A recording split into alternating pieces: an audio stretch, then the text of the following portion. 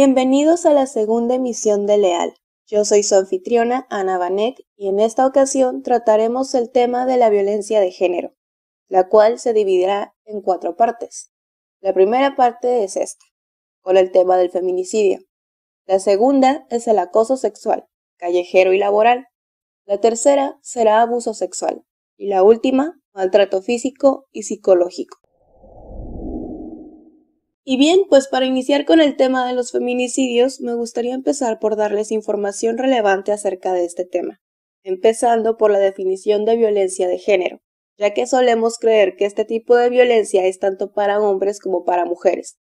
Sin embargo, según la Organización de las Naciones Unidas, la violencia de género es todo acto de violencia que resulte o pueda tener como resultado un daño físico, sexual o psicológico para la mujer. Inclusive las amenazas de tales actos, la coacción o la privación de la libertad, tanto si se producen en la vida privada como en la vida pública.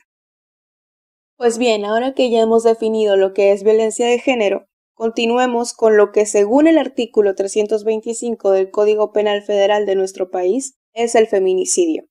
Y según esto, es el delito de privar de la vida a una mujer por razones de género, y se considera de esta manera cuando hay violencia sexual y lesiones físicas previas al asesinato, antecedentes de violencia doméstica, relación sentimental con el agresor y exposición pública del cuerpo de la víctima. Bueno, ahora ya todos sabemos lo que dice el Código Penal Federal acerca del feminicidio. Sin embargo, algo que todos deberíamos saber es lo que dice el Código Penal de Baja California. Y es que según el artículo 129, se considerará que existen razones de género cuando se dé una de las siguientes situaciones. La primera es que haya existido entre el agresor y la víctima una relación de parentesco por consanguinidad o afinidad, de matrimonio, concubinato, noviazgo o amistad.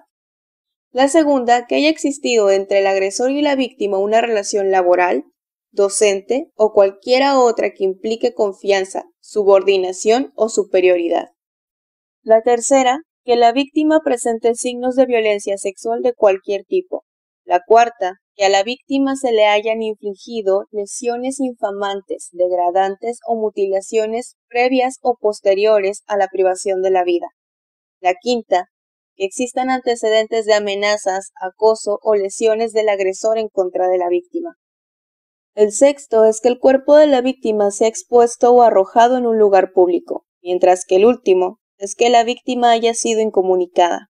A quien comete el delito de feminicidio se le impondrá una sanción de 20 a 50 años de prisión, además de una multa de 200 a 500 días de salario mínimo vigente. Bien, ahora vamos con los datos duros. En nuestro país, de enero a junio de 2020, se reportaron 489 feminicidios. Algunos de los estados con altos índices en feminicidios son el Estado de México, Veracruz, Ciudad de México, Puebla, Nuevo León, Jalisco, Baja California, Morelos y Oaxaca, lo que posiciona a México en el 8º lugar entre los países de Latinoamérica con más feminicidios, mientras que Baja California ocupa el 5º lugar entre los primeros 10 estados de la República con más mujeres asesinadas, de las cuales no todos los casos se han tipificado como feminicidio, en lo que va de este año, según cifras del Sistema Nacional de Seguridad Pública. El estado reporta 119 homicidios de mujeres hasta el pasado 30 de junio. En cuanto a la violencia contra la mujer, las autoridades estimaron 1.207 mujeres agredidas, lo que coloca a Baja California en el 7º puesto de violencia contra la mujer.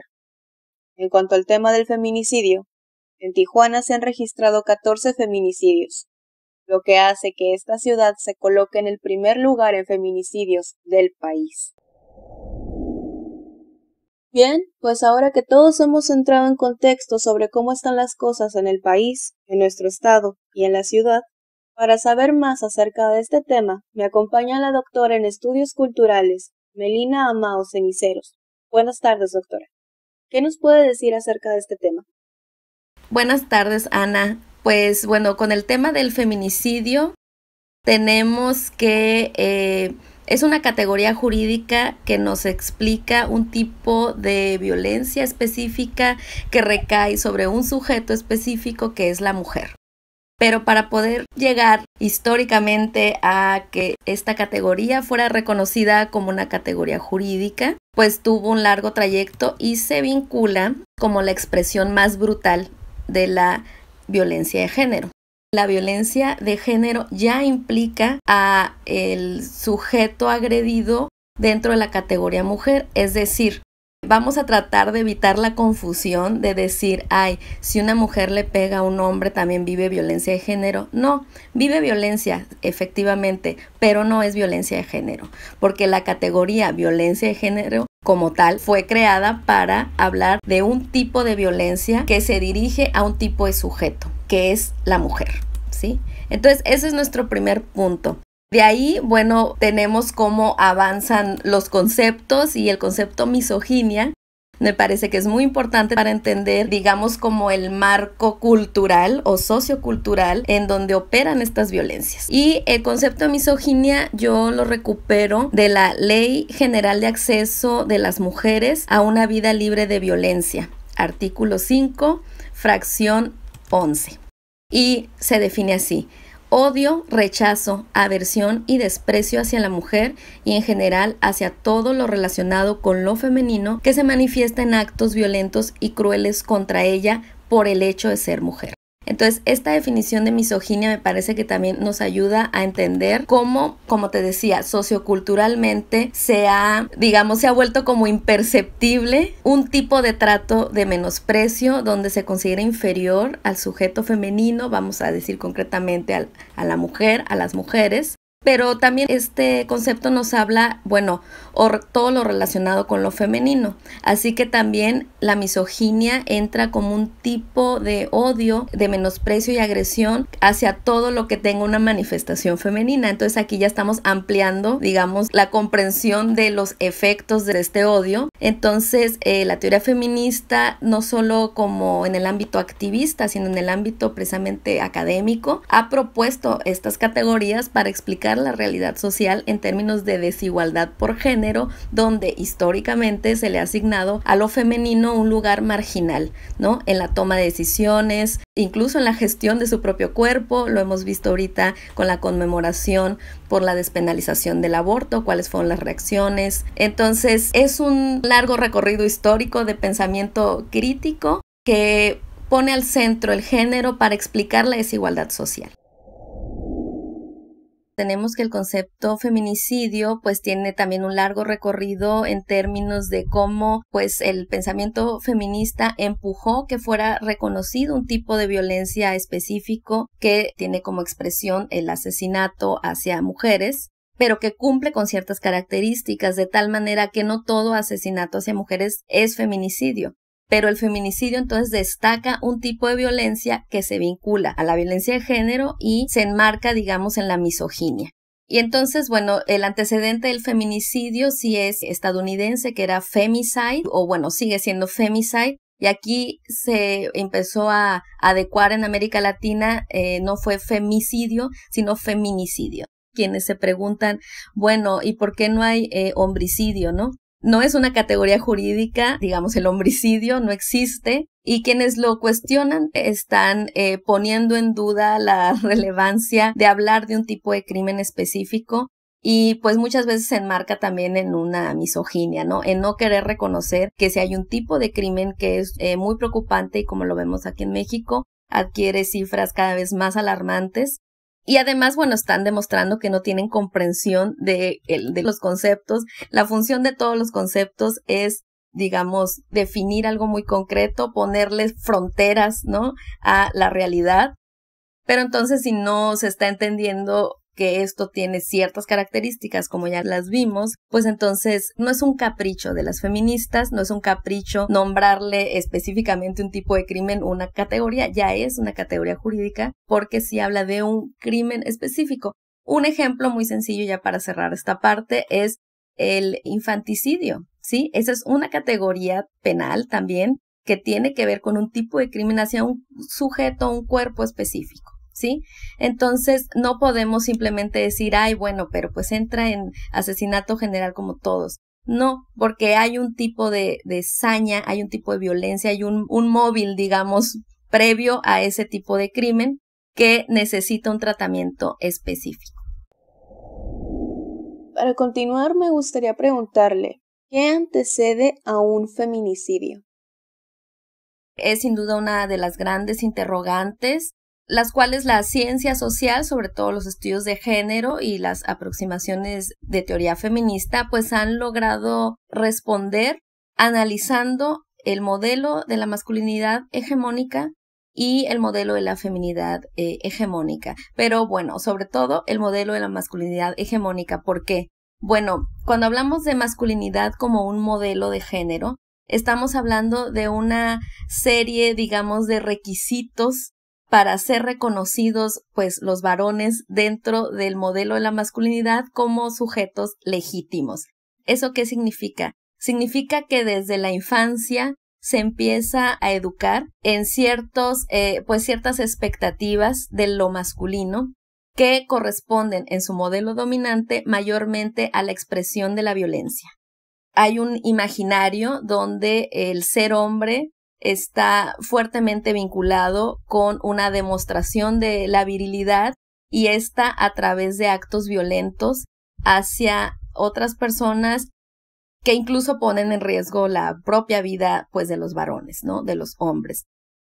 En términos generales, el modelo de la masculinidad hegemónica, teniendo como uno de sus requisitos principales la demostración de la violencia y la dominación hacia el resto de los sujetos, principalmente el sujeto femenino, la mujer, es una de las respuestas de lo que antecede o lo que le da marco, digamos, social o sociocultural a el feminicidio. Hay una investigadora muy relevante latinoamericana que se llama Rita Segato. Ella hizo una investigación entrevistando a hombres presos por feminicidio, tratando de descubrir los motivos, ¿no?, de estos crímenes. Hablando directamente con los feminicidas, fue sin duda un trabajo muy intenso, muy fuerte, pero una de sus grandes conclusiones es la demostración de la dominación masculina para tener de alguna manera el reconocimiento dentro del modelo masculino de otros hombres. Es decir, aunque no estén presentes otros hombres cuando un feminicida comete, pues, feminicidio, en el imaginario sí está presente que eso entra dentro de una expectativa de la demostración de la masculinidad. Lo que ella descubre, pues sí resulta muy revelador para entender cómo es que esta violencia, la violencia feminicida, sí, claro, busca demostrar la violencia hacia la mujer, pero al llegar al crimen realmente lo que está muchísimo más presente en su imaginario es la aceptación de otros hombres, digamos, en términos de confirmar que se pertenece al modelo de la masculinidad. Y bueno, culturalmente, digamos, en términos de vida cotidiana, pues tenemos numerosos dispositivos pues culturales que nos están también diciendo pues que eso está bien, digamos, que la violencia hacia las mujeres es algo como muy normalizado y culturalmente está este relato, ¿no? La mujer es presentada como objeto, casi siempre la representación de lo femenino, sobre todo en el cine, pues es altamente sexualizante, etcétera, ¿no? Es un objeto al cual se puede dominar y se puede poseer. Todo esto, digamos, es el contexto que antecede o que explica cómo es que esto sigue operando y de hecho sigue incrementando. ¿Qué ocurre? ¿Qué pasa en la sociedad cuando se presenta un caso de feminicidio? ¿Cómo reacciona? Yo creo que depende de qué sociedad estemos hablando. Si hablamos de la sociedad mexicana en términos así como muy amplios, porque obviamente podemos hablar de sociedades más localizadas, ¿no? Por estados, sabemos que hay estados muy conservadores, ¿no? Etcétera. Pero digamos en términos generales, México, que tiene este perfil cultural altamente machista, lo que ocurre es que, pues sí, hay indignación en una parte de la sociedad, sobre todo ahorita como lo estamos viendo con el movimiento feminista o los movimientos feministas, pero también lo que ocurre muchas veces, pues es la revictimización ¿sí? De las víctimas y la culpabilización de las víctimas. Es decir, se vuelve al relato de que la mujer es responsable de las violencias que recibe. Y entonces, ¿qué andaba haciendo? ¿Por qué estaba vestida así? Entonces empieza este cuestionamiento, pues absolutamente absurdo, que solo vuelve a la idea de que a las mujeres nos corresponde un lugar en la sociedad y ese lugar es el espacio privado y además un comportamiento de docilidad, ¿no? Y de sumisión. Y lo vimos recientemente, ¿no? Cuando en Baja California pues estuvo el caso de una joven que fue asesinada, donde el procurador lo que dijo fue, pero tenía tatuajes la niña. Y entonces con eso que está diciendo, está estigmatizando a una víctima de feminicidio en términos de, bueno, el tatuaje sabemos, ¿no? Que es altamente estigmatizado. Pero eso, pues lo que está, digamos, como subtexto es que tal vez andaba en malos pasos, ¿no? O ella pertenecía a algo criminal. Entonces, nuevamente viene el relato de lo que sea que le haya pasado, se lo buscó. Y ese relato, digamos, sí tiene una penetración en el imaginario social, donde pues entonces se empiezan a olvidar estos casos porque pues no son relevantes, no son de alto impacto, porque además ocurren tan seguido que pues nuevamente no se normaliza. Y entonces pues tenemos esto, por un lado la deficiente actuación de las autoridades, el relato también de revictimización y de culpabilización de las víctimas, sobre todo, bueno, aquí el papel de los medios de comunicación es muy importante porque sabemos que se carece de perspectiva de género, sobre todo pues para el tratamiento de este tipo de noticias, y pues tenemos el reclamo principalmente de las familias y enseguida pues colectivas feministas que están cada vez adquiriendo mayor visibilidad para hacer denuncia de esto. Pero digamos que el mensaje que queda siempre ahí es que si se cometen estos crímenes es muy probable que queden impunes. Y ese es un mensaje, digamos, que va pedagogizando a las nuevas generaciones y a todos quienes pues estamos viviendo en una sociedad donde se normaliza la violencia de género, que en su expresión brutal que damos es el feminicidio. Desde su perspectiva, ¿qué hace falta en materia de seguridad para disminuir la tasa de feminicidios? Ok, para intentar disminuir la tasa de feminicidios, yo creo que uno de los primeros pasos, y que es la gran deuda que tienen todos los gobiernos con la sociedad, es la procuración de justicia, ¿sí? Es decir, pues ya hablábamos de que estos crímenes quedan impunes y eso pues responde también a una, digamos, mirada misógina de las instituciones, donde pues no se le está dando la importancia y donde muchas veces las familias, que son quienes terminan haciendo las labores forenses y de criminalística y de investigación, teniendo todos los datos de quiénes son los feminicidas de sus hijas, de sus hermanas, la actuación de la autoridad es ignorarlo. Hay poca voluntad, no hay poca voluntad jurídica, hay poca voluntad política, ¿sí? Y eso nuevamente manda el mensaje de que está bien, ¿no? De que se normaliza, de que si se comete un tipo de crimen de esta naturaleza, es muy probable que no pase nada.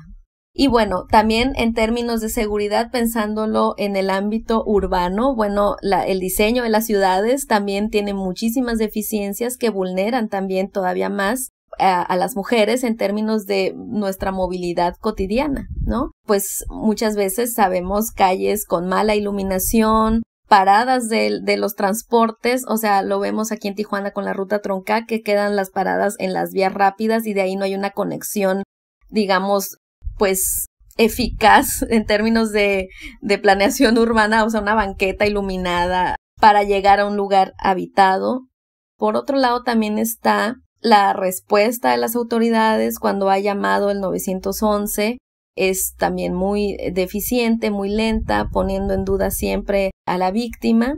Pues digamos hay todo un aparato que no está cumpliendo con sus funciones y sabemos también que muchas veces pues son los mismos policías quienes agreden también a las mujeres y obviamente no hay confianza en la policía. Si se está viviendo un caso de violencia, no hay confianza en que un policía, sea hombre o sea mujer, no hay confianza en que realmente vayan a auxiliar. En fin, entonces a nivel digamos como cultural falta mucho. y a nivel pues ya como operativo de la actuación de las autoridades y del mismo, te digo, diseño en los espacios, pues deja mucho todavía por hacer. Y bueno, los movimientos feministas me parece que están visibilizando eso cada vez más, aunque nuevamente volvemos al tema cómo son presentados y cómo son narrados estos movimientos por la prensa y cuáles son los efectos también en las redes sociales, donde pues se deslegitima un reclamo legítimo, ¿no? Y se vuelve al tema de la tutela hacia las mujeres, es no protesten así, protesten bonito, ¿no? Aunque las estén matando, protesten bonito y tranquilas. Y eso también habla pues de una, insisto, misoginia generalizada que es cultural y también desconocimiento de los procesos porque generalmente ya hay denuncias, ¿sí? Cuando se señala a algún acosador en una posición de poder, muchas veces ya hay denuncias, ya hay un proceso detrás, pero aún así no hay respuesta. Entonces, cuando dicen, ay, bueno, antes de protestar, vayan y pongan dónde está tu denuncia, sí está, ¿no? Y el MP, ¿qué hace? Revictimiza a la víctima, la culpabiliza y le dan luego carpetazo a los casos. Entonces, al no haber acceso a la justicia, pues claro que no hay confianza, ¿no? En las autoridades. Hay muchísimo por hacer y considero que uno de los primeros pasos es a nivel cultural, pero con su correspondencia inmediata a nivel institucional. Que las instituciones de todo tipo, ¿no? Sobre todo, pues claro, jurídicas, penales, pero también educativas, pues se pongan al nivel de dar respuesta, de no hacer como que no está pasando lo que sí está pasando y de dar respuesta concreta y actuar resolviendo los casos que ya están señalados y generando pues protocolos contra la violencia, contra el acoso y pues capacitándose también, ¿sí? Capacitándose en términos de cómo abordar cuando pues se presentan casos de violencia de género y no hacer, insisto, como que no está pasando eso. Entonces hay mucho que hacer y se pueden capacitar. Hay muchas instancias, sobre todo la sociedad civil, que se dedican a dar talleres y capacitación. Y simplemente pues hay que reconocer que hay una ignorancia y hay un rezago en esa temática, pero pueden capacitarse. Si no se capacitan, nuevamente te digo, estamos hablando de una falta de voluntad. Por último, doctora, me gustaría preguntarle, ¿se puede evitar un feminicidio? Y si es así, ¿cómo? Encontraría la respuesta precisamente en la masculinidad. Es decir, está precisamente en esta enseñanza de que la violencia es una de las demostraciones de la masculinidad, donde se podría entonces deconstruir y desmontar esta idea del amor romántico basado en los celos, de la mujer como un objeto de posesión, ¿no? Para el hombre, de la tutela o la infantilización hacia la mujer. La tutela significa que los hombres consideran, sobre todo las parejas, que son quienes les van a decir absolutamente todo, cómo conducir su vida desde su cuerpo, su atuendo, su forma de relacionarse y las maneras en que van a practicar su vida íntima. Eso es la tutela. Y la infantilización es también un perfil donde se considera que las mujeres no tenemos autonomía, no tenemos decisión propia y entonces se nos va a explicar, ¿no? El mundo y se nos va a explicar cómo debemos actuar en cualquier momento. Y lo vemos ahorita muchísimo con las movilizaciones feministas donde todo mundo está diciendo, ay, esas no son las formas, ¿no? Pero no se está levantando una voz de indignación tan enérgica como por las paredes grafiteadas como por los feminicidios, ¿no? Entonces, ¿qué te causa indignación, sociedad?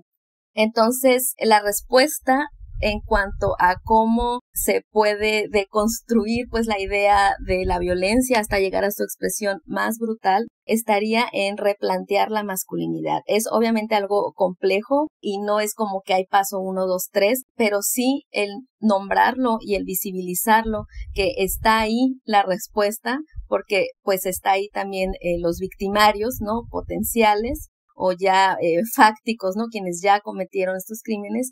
Es ahí donde está la respuesta. Bueno, pues muchas gracias por acompañarme, doctora. Y a continuación, porque Leal quiere escuchar las opiniones de todos, nos dimos a la tarea de preguntarle a quienes tienen que vivir diariamente con incertidumbre acerca de este tema.